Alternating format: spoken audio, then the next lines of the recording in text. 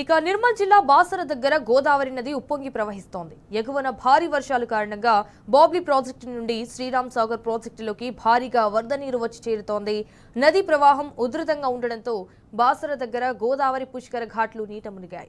అటు back water తో బాసర సమీపంలోని పలు గ్రామాల మధ్య రాకపోకలు నిలిచిపోయాయి. అండ్ భారీ వర్షాల నేపథ్యంలో ప్రజలు అప్రమత్తంగా ఉండాలని కూడా అధికారులు హెచ్చరించారు. పశువుల కాపర్లు, జాలర్లు వాగులు, చెరువుల వద్దకు వెళ్లకూడదని సూచించారు.